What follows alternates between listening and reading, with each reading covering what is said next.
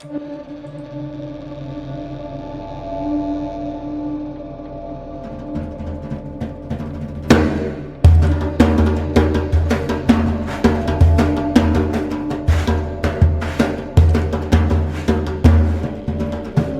there, it's Lacey J, here to ask you to go to spacebearmedia.com right now to access all our content, buy yourself some merch, and most importantly, send us a message, a question, fan mail, even hate mail. We'll respond on YouTube. Also, please remember to rate and review the podcast on your favorite app or share it with someone you know who loves Lost. Hello, everybody. Welcome back. It's Lost in My 40s, Season 4, Episode 14. This is it. It is the end of the season. There's No Place Like Home, Part 3. It's an Oceanic 6 episode. It is, of course, a Derek episode. But first, how's everybody feeling about ending Season 4? Super excited. Great. I think this season is a testament to how shorter seasons, less episodes makes for stronger seasons. I think in this case, the writer's strike, which actually just ended recently. The writers had looked like they did a pretty good deal. So back to entertaining television. Oh, you mean the current one? Yeah. Oh, God, I was so happy when Last Week Tonight with John Oliver came back, because it's like the best fucking news show on television. Yeah, it was pretty amazing. Right. The seasons, they did get shorter. I don't know how much. I know season 3 was affected by the previous writer's strike. I don't know about season 4. I can't remember why they shortened them, actually. We need Ado and Dave here. They always have the research. Yeah, they're handy with that. But yeah, it's like a tighter season, and it definitely makes for good TV. Can't go wrong with a tight season. Whoop whoop! All right, Ben, give us the power rankings. Last time you're gonna have to update us this season, and we will have winners by the end of this podcast. We will have wieners. Okay. Yeah, at the end of last week, we had a little bit of jockeying at the bottom of the barrel. We've got Jack rising, I guess, to third from the bottom, with negative 32 points. Charles Widmore took his place in second from the bottom with negative 36, and Kimi unchallenged by anybody at negative 208 points. Boy. At the winner's podium, we've got Ben Linus with 69 points. We probably, nice. He probably would have gone higher, but Christy was definitely on a mission last week. You know, with his callous disregard for the life of half the characters in the show, she was like, "I don't like that." So, if I was really hell bent on tanking him, then he would be my top worst every single episode, and you'd be killing him every episode. And he's not. And I'm not actually determined to make him win, because I went one episode, he wasn't even in the rankings. Last week, I had him second. I'm being honest about it. I want to see what really happens. I am too. Yeah. I am too. When I put him at the top, even when he does despicable shit, it's because he does it in style, which I love. And that's why last week I put him as number 2, not number 1, because he probably doomed the boat. So all right, so we're all fair. We're all fair. Yep, we're all fair. So in second place, Juliet, staying at 71 points. She neither gained nor lost points. And Hurley, same thing. No lost points, no gained points, but he remains in first place with 82 points. All right. Hurley might do it. He might pull it off. Are we ready? I can't believe that we're at the end of season 4 already. It feels like we just started doing this, but it also feels like we've been doing it for 1,000 years. Considering all of our trials and tribulations, the things behind the scenes that you guys don't hear about. And then the time slippage, right? All right, Derek. Season 4, episode 14. There's No Place Like Home, part 3. Take us to the end. Here we go. We start off with flash forward number 1. A man sits in his car reading the paper outside the Santa Monica Mental Hospital. Santa Rosa. But I'm sorry. That's all right. Strong It's all start. California. Strong start. Yeah. Yes. Yeah, it's the Santa something in California. Yeah, Yeah, it's whatever. It California. always starts with Santa there. Yeah. Anyway. With those dry forests that aren't raked. Aren't raked. They're not nearly moist enough. No. Oh, my. Okay. So a man sits in his car reading the paper outside the Santa Rosa Mental Hospital. There is a knock on the window and he rolls it down. Saeed is there asking him the time. But before the man can fully answer, Saeed shoots and kills him. You know, snap. anytime Saeed shows up at the beginning of an episode and he's not on the island, he kills somebody. Oh. Really? Oh, that's an interesting point. true. Okay. Have you noticed All right. that? Like he's like, oh, he's playing golf, whacks the Oh, guy. yeah, the golf. Here one, you know, Yeah. he shows up. Hey, He didn't kill anybody at Hurley's birthday party. Oh, thank God. that we know of. Oh, Yeah. Right, yeah. He was I wanna- Republican guard, and you know he might have just like garroted somebody in the fucking bathroom we didn't know about. We never did see Mr. and Miss Tran. Or beat him with the Jesus That's statue. true. That's You're true. right. He killed the cooks. I want to make sure that you guys also notice something else in this scene and in the next one. But Saeed has like a fabulous blowout in his hair. Has anybody noticed that? Like Can't that say I takes did. time. No. He has curly hair. Like somebody blew that out and fluffed it, and that's his fancy killing hair. That's what that is. What does assassin do? Yeah, the assassin do. All right. So Saeed is now inside the hospital where he finds Hurley's room. Hurley is playing a game of chess without anyone else on the other side of the board. He's surprised when Saeed walks in and tells him that visiting hours are over. Saeed says he's not there to visit, but to take Hurley somewhere safe. What? Oh. Hurley says, and why would I go anywhere with you? I haven't seen you in, like, forever. Saeed tells him that circumstances have changed. Bentham's dead. Who? What? 2 days ago. What? Hurley wants to know what happened, and Saeed tells him they said it was suicide. Hurley replies, what do you mean they said it was suicide? And why are you calling him Bentham? His name is, but damn it, just before he can finish, Saeed tells him not to say his real name because they are being watched. Hurley Oh, dear. replies, dude, I've been having regular conversations with dead people. The last thing I need now is paranoia. Oh my God. So is Miles rubbing off on him or something? Like now he can commune with dead people? He sees I dead don't people. know. I don't know. Yeah. I don't know. Saeed tells him he just killed a guy who's been watching the mental hospital for a week. He says, I'm finding paranoia keeps me alive. Oh my. Hurley is worried that they are going back, but Saeed says they're just going somewhere safe. Hurley agrees to leave, but before going, he moves a piece to the chessboard and says, checkmate, Mr. Echo. After which we see Hurley's throat open up, gushing blood. Mr. Echo kills him from the afterlife. Yep. Checkmate my ass. No one checked. You see the vest I'm wearing right now? Checkmate, you motherfucker. I think about that leather vest from time to time. That's pretty It's badass. I just Yeah. wish at one point in my life I could pull something like that off. It will never happen. I know that. But Well, you know, honey, I can hope. we're going to New Orleans in less than 2 weeks. Actually, when this comes out, we'll be on vacation. And we're going to be in New Orleans for Halloween. So, I don't know, maybe you just like pull off a Mr. Echo. oh, so my skin is going to be chocolatey brown, No, and I'm gonna no. and I'm gonna be like I'm gonna gain like 40 pounds of upper body strength in that time. No, I'm not going to be able to pull that off. Oh, and my hair. Could you Okay, see all me right, okay. with cornrows? No. Okay. It's Never not a good would I look for tell me. you to do blackface and cornrows. That's terrible. Let's take it another direction. How about like Matrix? They had nice big long leather jackets, and you could be a white person. There you go. Yep. We're not racist. We don't cosplay. I meant like the outfit. I didn't mean. Oh, for fuck's sake.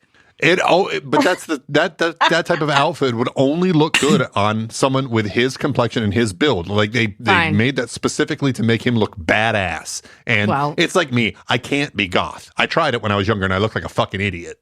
I know. I've seen one picture of you with black hair, and it's like, huh. Yeah, no, bad call. Bad call. I shaved my head God. very soon after that. Yeah, we're off to a hell of a start here. Okay, so just to recap, Ben doesn't look good in goth. We are not racist and will not do blackface. We denounce. Space Bear Media doesn't do blackface. Okay, Derek. Okay, so the helicopter is still over the water, and Lapidus tells Saeed that he stayed on. Is Lapidus the new Carl? Yep, Coral. Yeah, the way it was Walt and a Carl, and now we got Lapidus. So he tells Saeed that he stayed on course, so the freighter must have moved. They have 4 to 5 minutes worth of fuel unless somebody else wants to jump. Jack notices Kate staring out the window and tells her they'll return for Sawyer once they get to the boat. Suddenly, Hurley yells, "Hey, there it is, the boat! I see it behind us." In the Orchid Station, Kimi is breathing erratically while his armband monitor is still beeping steadily. Locke says, "Ben, so help me, if he dies, everybody on that boat dies." And Ben replies, "That's not my problem, John." Cold. Wow. Kimi is wheezing and Locke is telling him to hang on. Kimi manages to squeak out a few words.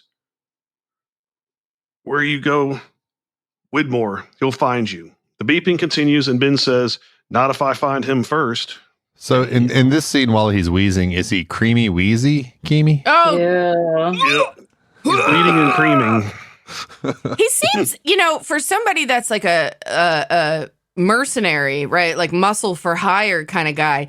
He seems to have some sort of loyalty toward Widmore. Otherwise, why would he be like, he'll find you and that kind of thing? Yeah, because his money won't do him any good now. Right. You know what I'm saying? Like, that's more than just like a transactional relationship to use that as like a threat. He almost seems... He mentioned it earlier where he's like, why would... it's not that. But he mentioned earlier, he's like, why would he pay me so much money to find you and bring you back alive? So he, as a mercenary, bows down to the almighty dollar. Right. Widmore has shown beyond any doubt that he is a person of means. Mm-hmm. Therefore, Kimi is like, he's got so much fucking money. If he hired someone like me, he's going to keep coming after you. Okay. Yeah, I can see that point. Well, put a pin in the mercenary talk because there's a chance we might talk more about it later. Spoiler alert. So the monitor starts beeping erratically, and Locke says, "Hey, hey," in an attempt to keep Creamy Kimi from dying. Oh, my God. Of course, that'll always stop someone from dying. Hey, don't die, please. Hey, don't die, dipshit. Don't die. Don't ever let me go, Rose. If you die, so let go. I am going to... Oh, never mind. Yeah. It doesn't work, and Kimi croaks. The beeping stops, and the light on the device turns red. Uh-oh. Red light. Also, bye, Kimi. Yep. Bye. Good Good riddance. Piece of shit. Over to the freighter, the light on the bomb receiver turns red and beeps. Michael tells Jen and Desmond to get everyone off the boat, which they probably should have already. Yeah, seriously, why did you wait till that moment? That's sort of dumb. They have about 5 minutes before it blows. How do they know that? Yeah, exactly. I thought it was like instant. As soon as it turned red, it'd be the last thing they see. Well, because he's freezing it, yeah. Yeah, he's saying he's got like 5 minutes in the tank, but you're saying, Ben, like, how the fuck does he know that? Yeah, Michael is now an expert in material science, and he's like, well, given the mass of this and its surface area and its composition and the freezing point, blah, blah, blah, blah, blah. He's like doing fucking math. He's like, I give us 5 minutes. Yep. And we know how fast it's going to defrost to get to the point where it's going to trigger. Uh-huh. Exactly. Sure, Michael. Wow. Jen says he's staying, so Desmond takes off running. When he gets to the dock, he sees a helicopter approaching. He starts screaming, "Oh, bloody hell, don't land. You can't land. There's a bomb. Get away." And could they really hear him over the sound of the helicopter blades and engine? No way. No way. Jack looks at Lapidus. Scottish does cut through, but that's a bit much. Or maybe Jack was just reading lips when he looks at Lapidus and says, "Did he just say bomb?" Uh-huh. And Lapidus was like, "No," he said, "Lapidus." Since we haven't heard this in a while, Lapidus says he doesn't care what Desmond says. They're flying on fumes and he must land. Desmond continues screaming, "No, don't land." And we have the title screen. Flying on fumes and landing near Humes. Oh, nice. Yeah. Well done. Yeah. So there's a brief moment when the tank is shown cooling the battery, and we're up on the ship's deck amongst chaos. Sun is looking around for Jin. Jack wants to know when they can fly again. Lapidus is screaming at people to patch the hole and pump the gas. Aaron is crying. Sun is trying to get below deck, but Kate stops her and says there's still no time. Sun refuses to leave without Jin, so Kate tells her to get in the helicopter with Aaron and she'll get Jin. Below deck, Michael is telling Jin to go because there's nothing else he can do. Jin tries to refuse, but Michael says, "Hey, come on. It's over. I'm almost out of this stuff. Listen, you're a father now. Get to your wife and get her home." Whoa. Yep. Jin thanks him in English, and Michael says, "You're welcome. Go."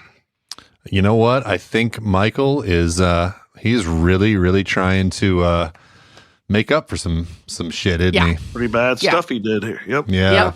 Yep. He sure is. As Jin is running through the corridors of the ship, the helicopter engine can be heard starting up. Jack wants to wait for Jin, but Lapidus says, "Your buddy said we got 5 minutes as of 3 minutes ago. If you're going, this is it. Let's go." Jack screams at Kate to get inside the chopper. She protests, saying that they can't leave Jin behind. Jack says he's not leaving without Kate. Lapidus is screaming for them to go. Aaron is crying. What else does he do? I know, seriously, Aaron. I'm starting to see some limits to Aaron's dynamic range here. Like, come on. One note. Yeah. He's crying all the time because his fucking head's about to explode.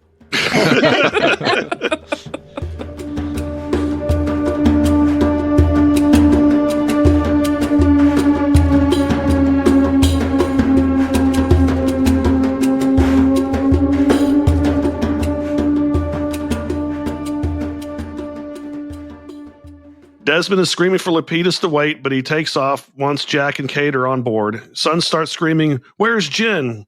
The chopper takes off just as Jin makes it to the deck, of course. He is screaming in Korean. Aaron is crying, and Sun is screaming. So am I, by the way. By this point, I'm already crying watching the episode. Oh, yeah, absolutely. The tears had started right about now. They don't stop for a little while. Because I remember the grave marker, so I figured what was going to happen here. Yeah. It's Jin. No, we have to go back. Turn around. Lapidus screams back, "We can't do it." Below deck, Michael's tank runs out. He hears the whispers, and then Christian Shepherd appears above the C4 stack and says, You can go now, Michael." Michael says, "Who are you?" "You can go now." What? Well, but before he can answer, wait, boom. let's stop. Let's stop and talk about that for a second. Because Mr. Friendly told him that the island would not let him die until he had finished whatever purpose he had. And then here comes Christian Shepherd to say, "You can go now." That's interesting. Don't you think? Yeah. Derek? Yep. Yeah, this actually reminds me, when he said this, just the phrase "you can go now, Michael" reminds me, there's a scene in Deadwood where Swearingen, who's one of the main characters and a real kind of badass sort of what would you say, morally sort of ambiguous character.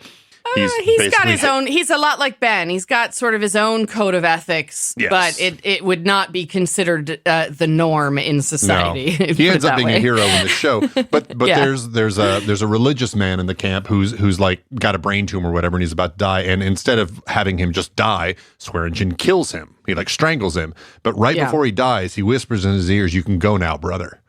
Oh, interesting. It's like one of those scenes that is just so, every time I watch it, I get choked up because it's like, oh man, like this guy's a badass and he's a fucking murderer, but he has a code and he was trying, it was a mercy. And it was like the exact same words. Yeah. He's a lot like Ben, in this show. Best character on TV, period. Yeah, that's arguable. Yeah, it's anywho, we're not talking about Apple TV today, but another Deadwood HBO, chat. but hey. So, Derek, before Michael gets an answer from Christian Shepherd, what happens? Boom.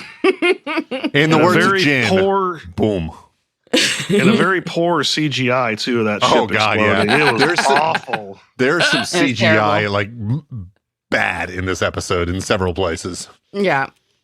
Well, at least it's not the like stuffed polar bear. I thought by season 4 they'd have enough money by now to. Yeah, I think there's another CGI in this episode that's worse than the polar bear. We'll get to it. It's still only like 2008 when this is coming out. I don't know. Like, was CGI that great? I mean, I guess there was a lot of CGI. There's a lot of really great CGI. I mean, Star Wars, all the first 3 episodes. Oh, yeah, I guess that's a good point. Yeah, but back then they didn't put as much money into television shows as they do. That's probably what it was. Yeah. Right. A TV show. Right. Yeah. Now they're willing to put the money into TV shows because of streaming. It's changed things. Yeah. Yeah. I would think ABC, part of Disney, they had the coffers. Like they had the money to make that better. That was just Yeah, but I think what we're talking about is like the standard of like what you would use on a show. Yeah. Yeah. Anywho. The freighter fucking exploded. The people in the helicopter watching horror, and man, son, holy crap! Oh man, what a performance! She's just shrieking Jin over and over. Yeah. Metal can be heard creaking loudly as the ship begins to sink. Aaron's probably crying. Most likely. The only sound heard over everything else is the scream of despair from Sun. Yeah, it's pretty intense. Tough scene. But he could have jumped off. She could have done the explosion. Like last section, him diving into the water. Yeah. Well, there goes Jin. There's your answer, right, Derek? Is he dead or not? Yeah. Or if you mistime it, where you jump off the boat and then you hit the water right as the boat explodes, and then the concussion just kills you and basically like cavitates everything in your body and blows pretty your much. Yeah. Yeah. Wow. Yeah. So now we go to flash forward number 2. Sun is walking along the Thames River near the Tower Bridge in London. Her cell phone rings and she answers to hear her mother on the other end, who tells her that Ji-yeon wants to say hello. The little one says, "Mama, Mama," in Korean, and Sun gushes. She then tells her mother that she has a little more business in London and will be on her way home. She says goodbye and she watches Charles Widmore exit a restaurant. Badass Sun. She hangs up the phone, approaches him, and introduces herself as Mr. P's daughter and the managing director of P Industries. That sounds funny. Would you like our golden shower special? Widmore would totally be down for that. He's a total golden shower. Me and my best buddy Donald love those golden showers. Yeah, he's like, aim for the sternum. Aim for the sternum. I want to watch it splash. Oh my God. Oh my God.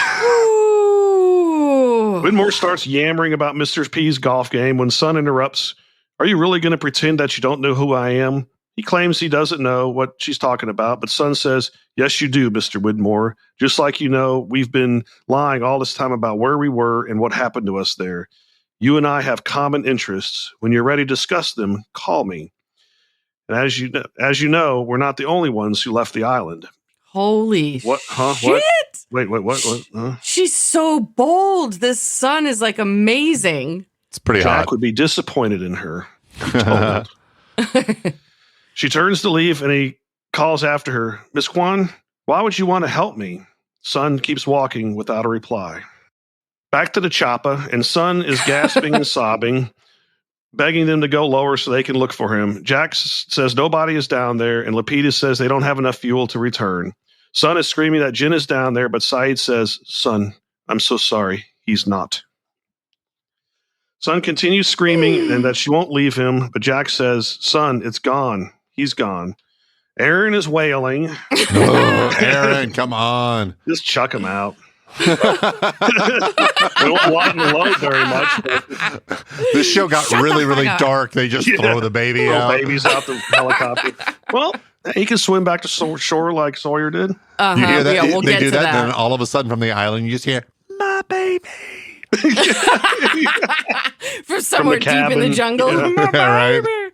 They threw my baby from the heli. And Sun does look to see that the ship has sunk. Kate is trying to comfort Aaron, and Jack tells Lapidus to fly to the island. As the chopper moves away, Sun is still screaming, "No, no, no." With a much higher pitched voice. She's super intense in this scene. Yeah. Yeah. I can understand why. Oh, yeah. In the Orchid, Ben is still piling things into the vault. Locke wants to know why Ben killed Kimi when he knew it would blow up the boat. Ben replies, well, John, I really wasn't thinking straight. Sometimes good command decisions get compromised by bad emotional responses. Oh my God. I'm sure you're going to do a much better job of separating the two than I ever did. Ben for the win. Oh my God. Yep. Ben closes the door to the vault, and the sounds of mechanical whirring and crackling begin. Locke wants to know what Ben is doing and gets angry when Ben doesn't answer. Instead, Ben says, if I were you, I'd duck. What? So he goes quack, quack. Quack, quack. Affleck. The sounds from the vault get increasingly loud and chaotic, and then it explodes. The sounds of the machinery crackling and hissing wind down, and Ben says, I better change. Just love how mad I'd like to he is. point out Affleck is not a sponsor of this program. No. Juliet is sitting on the beach with a bottle of liquor. Sawyer swims ashore after jumping off the helicopter and says, nice day for a swim. Still wearing his jeans. My Yep, God. Not tired at all. Yeah. Well, this was the thing I mentioned last episode is how the fuck did he swim entirely from the freighter to the beach in what's probably like 10 minutes? Right. If that. It's I mean, just not possible. He's obviously got some upper body strength and some core strength. So Yeah. He probably just grabbed onto the Dharma shark's fin and let it take him in. Ooh, okay. All right. I'll believe that. Juliet wants to know what he's doing there, and he says, decided to take a dip. He nods to the rum in her hand and wonders what she's celebrating. She says she isn't, and then nods towards the ocean. Sawyer turns to see a giant plume of very poor CGI black smoke in the distance. He asks Juliet if that's their boat, and she replies, it was. did he not I'm assuming he wasn't underwater the entire trip back. Right. How did he not hear that and know Yeah, that if you're in the water, the sound is going to travel through, like the concussion wave is going to travel through the water. He'd feel that fucking shit. Oh, like, yeah. Plus, between the time that he Yeah. jumped out and the time that it blew up was not even 5 minutes. So he could have swims been at like 50 miles an hour. I guess so. I think what happened was like one of the Dharma sharks came up or whatever, and he was just like, "Hey, Sharky," or something like that. He ended up catching a ride with a shark. He like conned it or something, and then the shark just kind of took him what's underwater. going on, the whole way. Jaws? Yeah, exactly. Oh my Hey, Jaws. God. Even with all the stupidity, though, he did look fine as hell walking out of that water. Just throw that He's in going to there. want to get out of those jeans, though. That's going to chafe. Yeah, that was definitely a moment for the ladies there. Yep. Well, indeed. dudes too. I mean, I'm sure. Yeah. So back in the Orchid, Ben is putting on the parka we saw him wearing in the desert of Tunisia. Locke inquires. Interesting. Yeah, isn't it? Locke inquires, and Ben says he's going somewhere cold, and John is not going with him. Locke tries to protest about being left, but Ben is insistent. Locke says, Jacob told me what we had to do. You don't get to make all the decision. Ben tells him that Jacob didn't tell Locke how to move the island, which means he wants Ben to suffer the consequences of doing so. Consequences? Uh-huh. Locke wants to know what kind of consequences, and Ben says, whoever moves the island can never come back. Whoa. So I'd like you to get on the elevator, John, and go back up. Richard and my people will be waiting 2 miles east of the Orchid. Locke questions, waiting for me?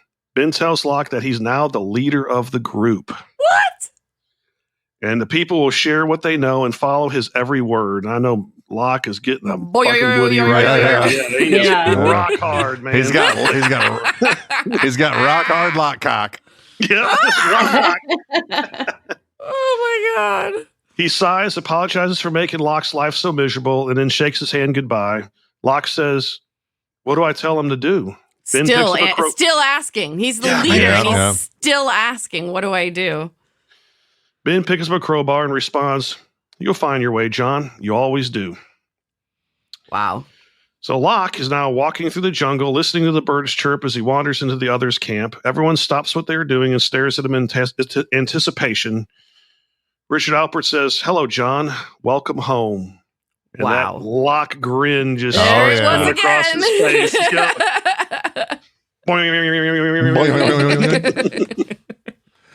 The first thing he does is, so what's too young here? Oh Oh my God! Yeah. What's Alex wrong is with you? gone. Alex is Oh gone. my so- God! I mean, it is sort of like a cult thing, I guess. Time but slippage. Jesus. Yeah. Oh my God! 18 is whatever. Right. Nasty boys. So in the orchid, Ben clears the vault and enters a hole blown into the back of it. He goes down a tunnel to a wooden ladder. Really, all this stuff is just.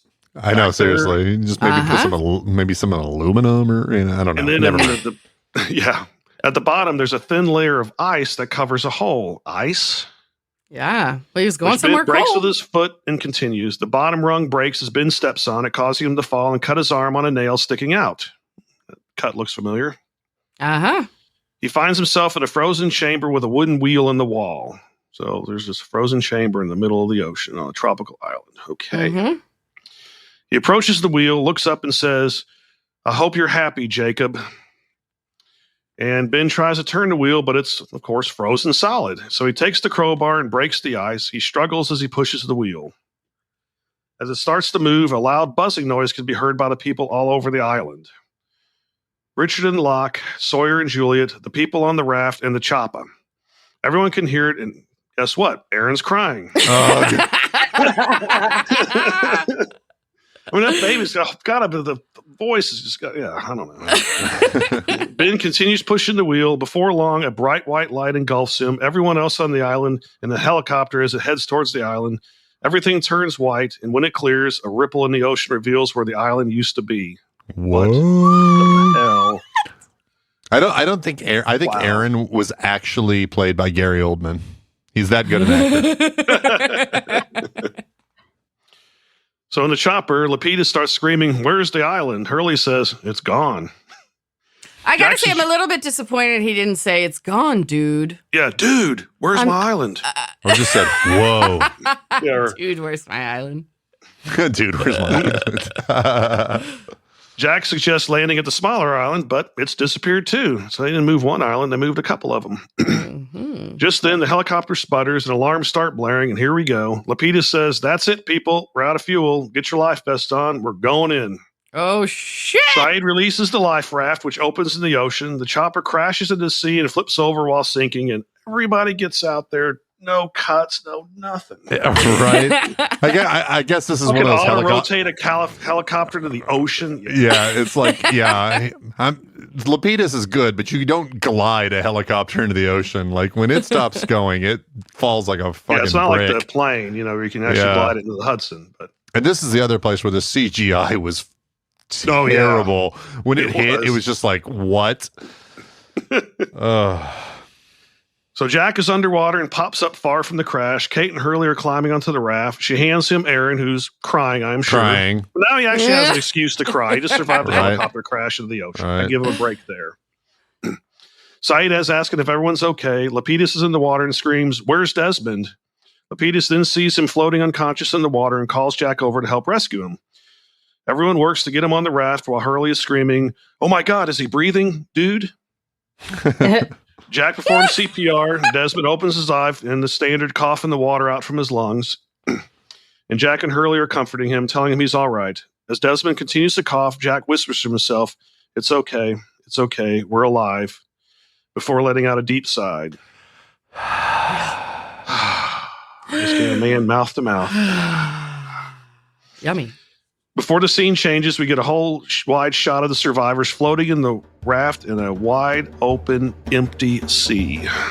Ruh-roh.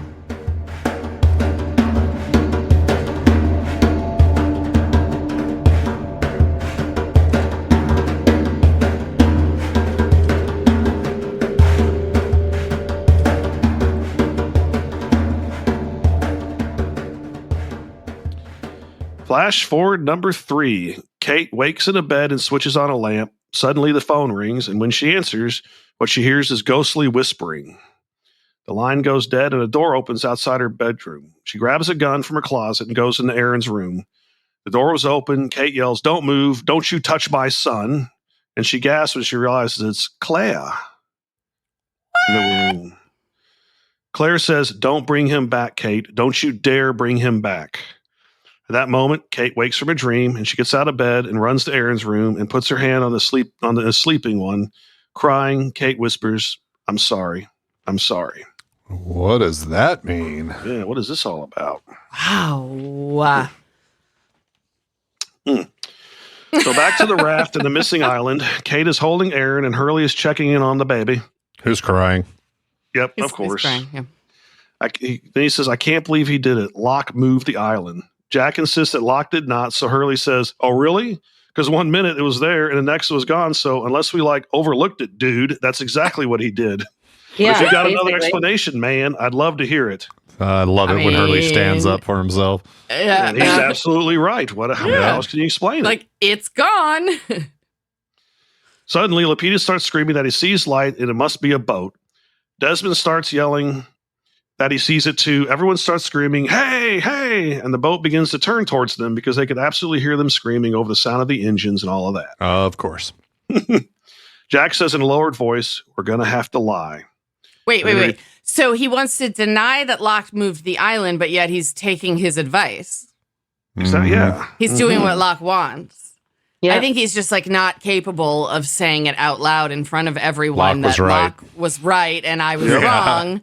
Yeah. And Jack was wrong? No way. Yeah, so he didn't move the island, but we're going to do everything that he says. So here's the plan. Right. So he repeats himself louder, we're going to have to lie. Saeed wants to know what they need to lie about, and Lapidus finds it strange they aren't celebrating yet rescue. Jack says, you're freighter. Those men came on the island to kill us, all of us. You said that our plane was discovered at the bottom of the ocean while someone put it there, someone who wants everyone to think we're dead. So what do you think is going to happen to us when we tell them that that wasn't our plane? What do you think is going to happen to all the people that we left behind? The boat is close now, and Kate doesn't think they can pull it off. Jack says, just let me do the talking. Yeah, Jack, just do it. This scene with the boat slowly approaching them is reminiscent of the end of season 1, where Mr. Friendly shows up and says, we're going to take the boy. We're going to take the boy. Yep. Yeah. So here we go. Some men speaking Portuguese talk to each other. Where do they come from? There are 8 of them in a raft. Miss Widmore, come to the bow. Do you see Desmond's face when he heard that? Where he was like, what? And here comes Penny. Yay, Penny. And she yells to throw out a rope, and I noticed this too. He didn't wait. He was going to jump on that ship. He didn't give a shit how he was getting up there. And I'm crying again. Yeah, my apartment, all of a sudden, a bunch of dust blew in here or something. Yeah. He's like Jin. He jumps out of the raft and starts swimming after the boat. I'm going to catch it. So while screaming her name, he climbs the side of the boat to meet her on the deck for a passionate reunion kiss. Oh my God. She asks him if he's okay, and then she says she found him because of his phone call. She has a tracking station. Desmond says, I love you, Penny, and I'll never leave you again. I even put it in here. Lots of dust in my apartment at that time. I love it. I have a tracking station. Oh, sure you do. Nice. Why not? Everyone has one of those. It's like, okay, yeah, Widmore is going to be able to find you because even his daughter, she's got a fucking tracking station. So yeah, obviously got resources. Yes. So the rest of the raft inhabitants are being helped into the boat. Desmond introduces Penny to Kate, crying Aaron, Son, Saeed, Hurley, and Frank. Lapidus. Finally, she meets Jack, who says, it's nice to meet you, Penny, but we need to talk. Really, Jack? Penny for your thoughts. Oh, my God. He's all business. Oh, yeah. So now Jack, it's about 1 week. Yeah, I know he is. Because they got a week, obviously, to get to where they're going. Right. And it's day 108 for the originals. Penny's boat is sailing them to the island of Mimbata, 3,000 miles from where the island used to be. It's time for them to get back into the raft to float ashore and begin to lie. Lapidus and Jack are putting the raft in the water, and Lapidus says that it should take them 8 to 9 hours to hit shore and reminds them to get convincing sunburn. Jack says, well, it's been a pleasure, Frank. I hope we never see each other again. And Lapidus replies, Roger that, Doc. It's a sweet exchange. Yeah. It is. It was a good one. Penny says goodbye to Aaron and says, thank God, because you're crying too much. Jesus Christ. This is a pleasure boat. Yeah. And he chucks the baby into the ocean and says, you're welcome. Jack and Desmond check in with each other to ensure they know the plan. And Desmond says, as long as I got Penny, brother, I'll be fine. Jack replies, "Don't let him find you, Desmond, and I'll see you in another life, brother." Did anybody notice the name of Penny's boat? You can see it in this scene. I did not. It's called The Searcher. Oh, yeah, that's right. Oh, okay. Yeah. So the Oceanic 6 can now be seen paddling ashore. Villagers have come out to help them. Jack, Hurley, Saeed, Son, and Kate, holding Aaron, make their way up the beach. More tears happening here. Yeah. Finally, they're off that fucking island. For good, right? Yeah, for good. Yeah, sure. Present day off the island. The Pixies, Gouge Away, plays from Jack's Ford. Great song, great album, released on my birthday in 1989. Oh, wow. There you go. So plays from Jack's Ford Bronco as he cruises down an LA street. The Bronco's brakes screech to a halt as he stops in front of the Hofstrahler Flash Forward Funeral Home. What's that Flash Forward there from? Hofstrahler Funeral Home. Because Hofstrahler rearranged spells Flash Forward. Remember, that was the big hint at the end of season 3. That's why I wrote it that way.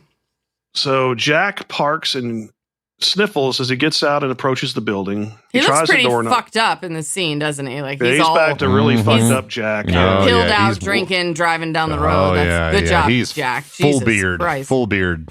Full scraggly Nasty Jack beard. Yep. And this door, like, it's okay. This is a door like that you have at your bedroom that they're using to like secure the It's the like funeral not home. an exterior door. No. Yeah, Hofstrahler's got some serious like issues going on with their security. Yeah. He tries the doorknob, but it's locked. He rattles it again. Dogs bark and train horns blow in the distance. Jack picks up a stray chunk of cement and clank, clank, clank. The knob is knocked clean off. Jack pushes his way inside the funeral parlor. With a bang of the door, Jack breaks inside the funeral home's mortuary and flicks on the light switch. There inside is Jeremy Bentham's coffin. Oh, boy. Oh, ho, ho. Jack approaches the coffin. I'm like, are we going to finally get to see this? Yeah, were you dying for? You're like, yes, please, I was. please, I'm like, please. don't be another damn cliffhanger for a whole season. Right. Well, it's still a cliffhanger. Oh, it is. Just not the way. Right. So Jack approaches the coffin, removes the clipboard from the top, and throws it into the stainless steel table behind him. From the sound of it, a plane flies overhead as Jack lifts the upper cover of the coffin and looks at the body inside. Of course, you can't see it yourself. Not yet. Suddenly, Jack is nearly knocked off his feet by a familiar voice. "Hello, Jack." And it's Benjamin fucking Linus. Woo! Popping up like Locke. Holy crap. He continues, "Sorry, didn't mean to scare you. Did he tell you that I was off the island?" Jack Told me you were confirms off to the rocker. Yeah. It wasn't Jacob's rocker either. Ah. Jack confirms that Bentham didn't mention Ben was off the island. Ben wants to know if and when Jack saw him. Jack says it was a month ago, and he saw Kate too. Ben wants to know what Bentham told him, and Jack says, he told me that after I left the island, some very bad things happened. Like your beard. Yep. And he told me it was my fault for leaving, and he said I have to come back. Ben replies, "Yes, I heard that you've been flying on passenger planes, hoping that you'd crash. It's dark, Jack. Very dark." Yeah, if I got on a plane, I saw Jack walking on the plane, I'm off. I'm off. Bye. Yep. I'm out of there. Jack doesn't understand why Ben is there, so Ben says he's there to tell Jack that the island will not let him return alone. All of you have to go back. All of you. Okay. Jack scoffs at this and says, "Are you Saeed? I don't even know where Saeed is. Hurley is insane. Son blames me for," and then Kate. There it is. Wait. That's who Son's mad at. Mm-hmm. And then Kate, "She won't even talk to me anymore." Well, yeah, you're calling her all hours of the day, showing up with that beard, babbling. And that beard. I mean, yeah, like addiction and alcoholism aside, the facial hair, dude. Come on. Yeah. I told you. I said, wait, season 5, Pokemon Roundup. We gotta go back. Ben says it's essential that they all go back, and he has some idea about how to make it happen. Of course, Got you that always have a plan, Ben. Yep.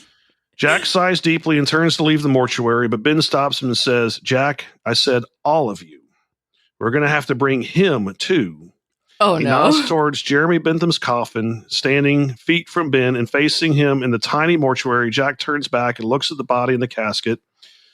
Ben seems to consider the body for a moment, too, and as the camera pans back, we can all see the well-dressed, peaceful-looking body in the coffin, and we find out that the deceased Jeremy Bentham is, in fact, a dead fucking John Locke in the box. Lock in the box. Lost title scene, end of episode, end of season 4. Holy shit.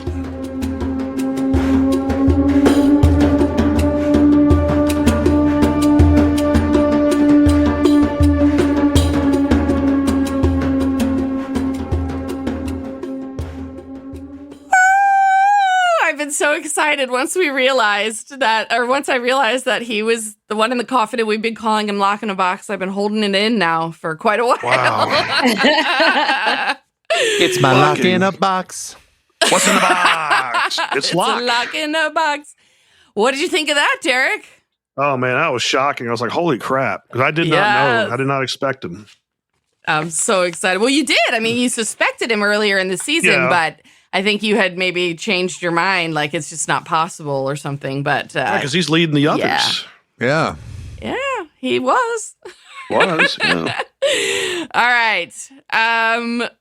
Fun facts. You guys ready for some of that? Is it going to be about mercenaries? Yes. How did you know that? Psychic. Did you look? No, you mentioned it earlier. Oh, you're right. I completely forgot I said it earlier. That was only like 40 minutes ago. Oh my God. Okay. Yeah. So they've been around in a bunch of episodes this season. So I thought I would get some fun facts on mercenaries. They're not actually fun. They're a little bit scary. Scary facts about mercenaries. I found an article written by a man named Sean McFate. He's a former paratrooper in the U.S. Army's 82nd Airborne Division and currently, private military contractor, also known as a mercenary, working mostly in Africa. He has an article on military.com, which you can find in entirety if you'd like. It's called 10 Things You Don't Know About Mercenaries. I picked out... Sorry about that. I picked out a few from the article instead of trying to read you the whole thing because you would have been really mad at me for that. So, Gilgameshed again. We did talk about in one episode, I did fun facts about the oldest profession in history, of course, being prostitution. Mr. McFate here says that mercenaries are the second oldest. Much of military history is actually privatized more than not. The word mercenary comes from the Latin mercies, meaning wages or to pay. Today, it connotates vileness, treachery, and murder, according to him. But it was not always so. Being a mercenary was once considered an honest, albeit bloody trade, and employing mercenaries to fight wars was routine throughout most of military history. In Rome, they were called condottieri, or contractors. And they formed multinational companies. They were, in fact, the first corporations, termed free companies, just like Blackwater is today. Private military force has been the norm rather than the exception in modern history. The last 400 years of government military is actually relatively new in the course of human history. According to Mr. McFate, the merc trade was actually resurrected by the United States. For a few hundred years, states cooperated to outlaw mercenaries and privateers, which is the name for mercenaries at the sea. So private pirates, basically. Mm-hmm. This came undone after the Cold War when the United States invested billions into private military industry. In 2010, the Pentagon appropriated $356 billion for contractors. That's 5 times the entire United Kingdom's defense budget. Today's private military industry is a multi-billion-dollar affair. Mr. McFate also says that contracting may be the new American way of war because the U.S. had to turn to mercenaries about 2 decades ago because the all-volunteer force could not recruit enough American to sustain 2 long wars, being Iraq and Afghanistan. Defense Secretary Donald Rumsfeld said the Iraq War would last, remember this, 5 days or 5 weeks or 5 months, but it certainly isn't going to last any longer than that. Well, when it didn't, the government was forced to turn to contractors. 50% of the United States force in Iraq were paid mercenaries. And in Afghanistan, it was 70%. Yeah. In World War disgusting. II, it was 10. So I told you, scary facts. Most contractors who fight for the United States are not actually American. When Sean McFate was in the industry, he worked alongside mostly people from Mexico, Ghana, Australia, and Canada, although he says there's a long list of more countries. Private military companies pay people different wages, according to him. For example, a special forces soldier from Honduras with similar training and background as an American would get paid much less because the industry looks for cheap labor. Unreal. Last fact I'm going to tell you, again, you can find the full article on military.com. Mr. McFate says that the private military industry threatens democratic accountability. Relying on the private sector creates a strategic dependency on the private sector to sustain war. It also offers policymakers plausible deniability. When a mission is politically sensitive or risky, policymakers may turn to the private sector rather than risk U.S. Army soldiers doing something illegal. Contractors don't count as boots on the ground when you're giving official reports to the United States. And Congress also often has no idea who's being contracted, why, or for how much, even though they write the paychecks. Jesus Christ. Hell, we haven't been in an actual declared war since World War II. And part of that is why. Yeah. So, scary facts to end the season. War is always about money. Shit. It's supposed to be fun facts. I'm sorry. No, seriously. I don't know. I wanted to do something about mercenaries because I thought since the season was kind of dominated by their presence, but yeah, I mean it's not an entirely fun topic.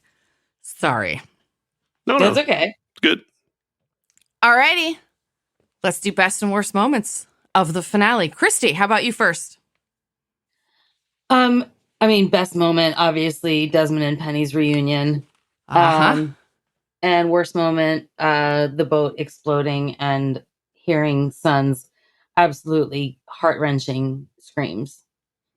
Yeah, I also had that as my worst. That was an intense moment. But for my best, I actually had Lock in a Box, only because I was so excited that it turned out that way and that just happened randomly and organically for us. So I was very pleased that little secret was out. Yeah, that was kind of perfect, too. Yeah, it was really sort of funny how that worked. Ben, what did you have for your best and worst for this last episode? Yeah, I mean, I think my least favorite was just like I was talking about earlier, Aaron's lack of depth of character, just the constant crying. Oh just my really, God, yeah. No, writers really, are really lazy with his part. Yeah, really. Right, it's yeah. like, come on, you're so one-dimensional. I'd say my least favorite was, from a CGI perspective, the helicopter crash was just appallingly bad. But yes, I mean, Jin dying and Sun screaming her head off in agony. That was pretty hard to watch. My favorite was, I think, three things. I mean, moving the island. What the fuck? That was pretty cool. Again, CGI was kind of dodgy, but they moved a fucking island, so that's really cool.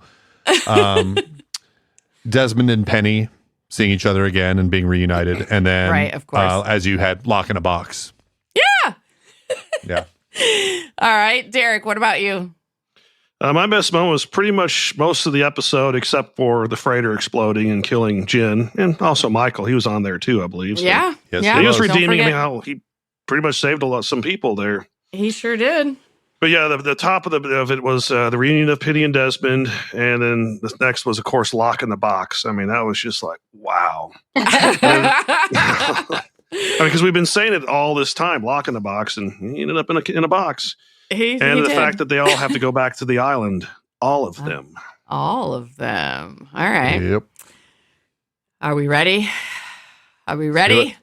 Let's We're do going to it. get the winners. We're going to get the losers. Let's do some power rankings. Start with Ben. Yes. So at the bottom, I had only one and only one, and it was Kimi.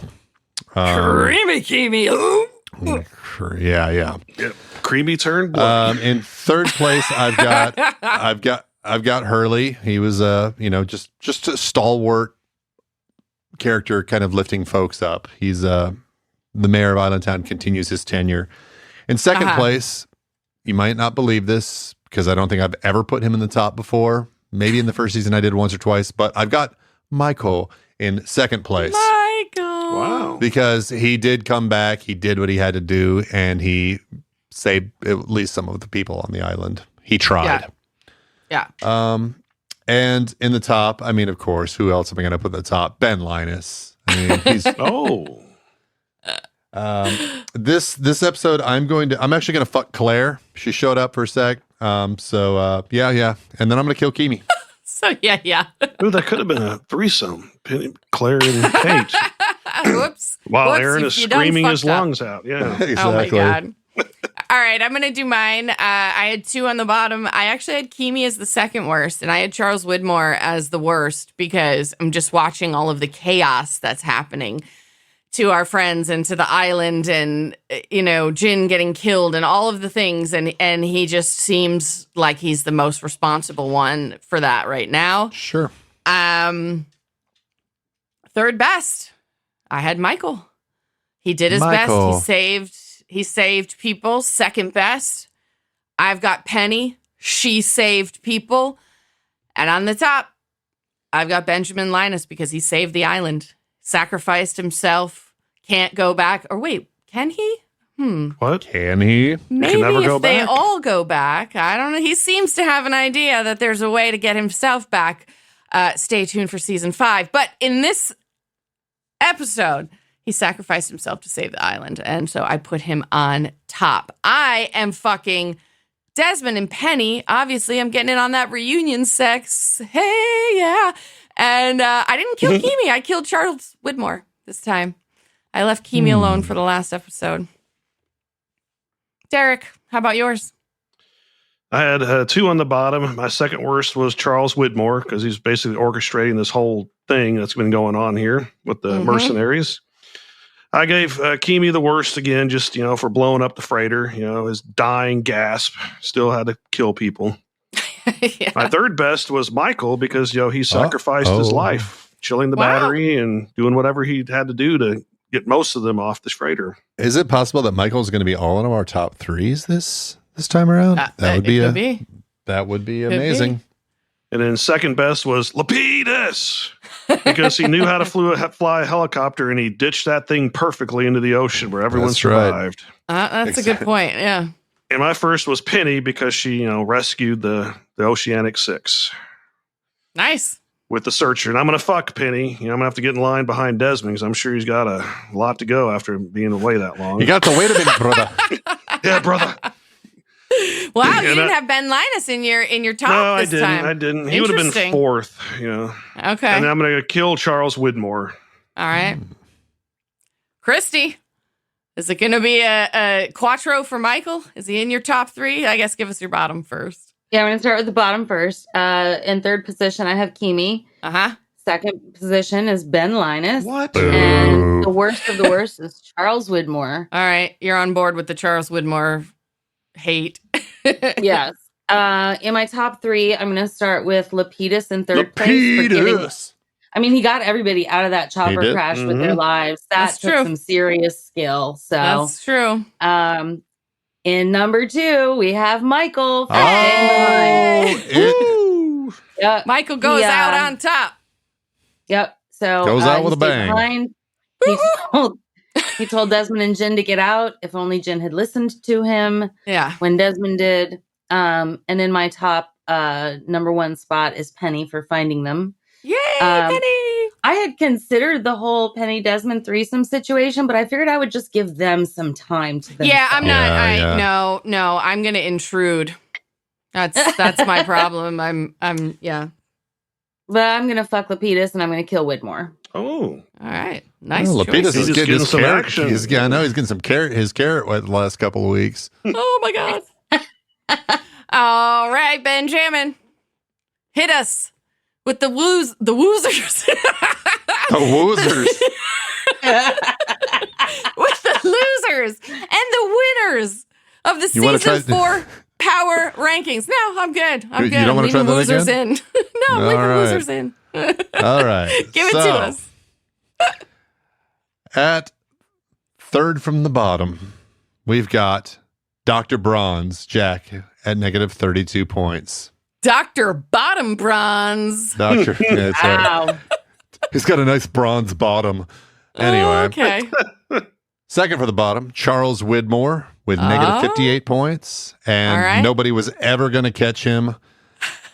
No. Kimi, negative 225 points, which is Wow. by far a season record. And given All right, the fact yeah. this We'll was a short season, he Yeah, gotta give, that's Man, a gotta good give this was a point. credit. full term, yeah. Yeah, I got to give Right. credit to the writing and to the actor because we believed Yeah. it. We believed it. Mhm. I think he's a Indeed. good actor. I think he's a really good actor. Yeah. He was a he's- great yeah. actor. Yeah, I hated his ass. Yep, he did his job right. So, And in the top. in the top, we have a final position jockey at the end of the season. Oh! Juliet falls from second place to third place with 71 points. So she takes home the bronze, not Dr. Bronze, obviously. Ben Linus Well, jumps she is from a Dr. Bronze. We have 2 Dr. Bronzes. Yes. That's true. That's true. Well, then we had 3 of them at the bottom that were all different doctors. So 5 doctors, all bronze. It's weird. Wow. Weird shit. All right. So who's in second? Did Ben Linus shoot to the top? Or Ben what? Linus traded with Juliet. He moved up into second place with 76 points. So we've got the Silver Linus. Silver Linus. Silver Linus. And that means in first place with 83 points, the mayor of Islandtown, Hugo Danger Reyes. Yay for Hurley. Yay, Hurley. Wow, that's really fucking exciting. I have a few things to say about these rankings. Hurley didn't place in season 1, third in season 2, second in season 3, first in season 4. I'm loving his rise to power. The mayor of Islandtown, do you think now that he's reached it, he can sustain it through seasons 5 and 6? I guess we'll see. Guess we'll have to see. I actually love that Benjamin Linus ended up second to Hurley. It feels in a way like good sort of won out, even though evil was so fucking entertaining along the way. True. Very true. Yeah. And then Juliet, okay, so she was not even in the first 2 seasons, but takes the bronze twice in season 3 and season 4. I wonder if she can get higher, if she's just gonna like maintain her status. We obviously fucking love Juliet. Wonder if she can keep this up. She might creep into the aggregate. She could, and I gotta say, she's got a chance of doing well again in season 5 because her love story is to come, and we may fall in love with that. Oh. I don't have too much to say about Kimi. Jack is Dr. Bronze in the bottom is kind of amazing, but I do have some things to say about Charles Widmore. So he was in seasons 2 and 3, but kind of barely. And our like focus on Awful Father was toward Anthony Cooper, who kept winning getting the losing awards or whatever. Yeah, and Mr. P, he's no prize Again, either. another terrible father. So Widmore hasn't ranked until now. However, he has always had a negative score regardless. We've never liked this guy. And what I am so excited about is to see if our perception of him changes at all during season 5 when we get his backstory. And Derek, whatever you think you can imagine it is, I guarantee you're not seeing this twist coming. And I'm so excited for it. All right, guys. This is it. Final impressions of just this episode, not the whole season. We're going to talk about that a little bit more in the bonus episode, which is available also right now. But for us, Christy, give us your final impressions of the finale of season 4. It was a fantastic way to end the season. Yeah. Action-packed, lots happened. I just absolutely love this episode so much. Agreed. Were you surprised? Did you remember it was Lock in a Box? I did not. So that Awesome. definitely surprised me. Wow. Yep. Awesome. Ben, how about you? What were your final impressions? And had you remembered it was Locke? You told me not to tell you, and I didn't, so. Yeah, I did remember it was him. Not to a moral certainty, but I was fairly certain it was him. Okay. Yeah, this episode. So, Saeed whacks a fucker. That's, then the freighter goes boom. Aaron goes wah. Sun goes ah. Oh my God. The island moves. And then lock in a box. I mean, shit. It's great writing. It was a great way to wrap up season 4. Yeah, that's it. A plus. Good stuff. A plus, good stuff. Yeah, I said amazing. They did it again. Every season ender is always so fucking good. They managed to answer questions and create more, which is, of course, the Lost way. Hi, why is Locke not on the island? Why he dead? What the fuck happened after they left? I probably just took all of Derek's questions. But, and of course, where is the island? What is going on? Left with my jaw dropped and wanting and ready for more of the show, of course.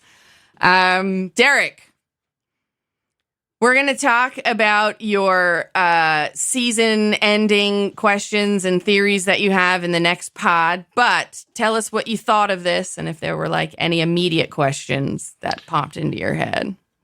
Oh, yeah. I thought this was an outstanding episode. Really good. I mean, the whole thing. And we found out, that the Oceanic 6 are rescued. Penny finally finds Desmond. Yay! And they reunite in a great, amazing scene. The island is moved to who knows where. And sadly, Jen and Michael are killed in the explosion.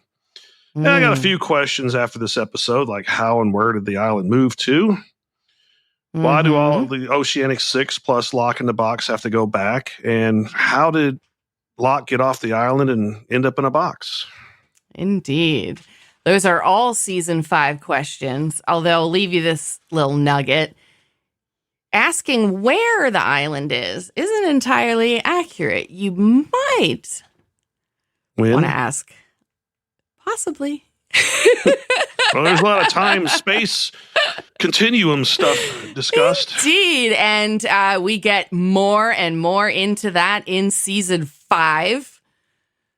For now, this is it. This is the end of season 4, except next Wednesday, we're back on YouTube for our video season 4 post-season chat. Come see us I gotta there. get a haircut. Chat. Come see us there on October 25th. And then we will be back with the season 5 video pre-show on YouTube on Wednesday, December 20th. And a week after that, Wednesday, December 27th, we are back with our season 4 recap and season 5 episode 1. It's called Because You Left. It's an ensemble cast episode, and of course, it'll be a Derek episode.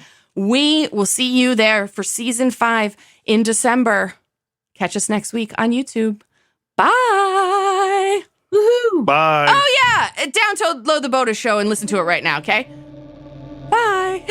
Bye. Bye.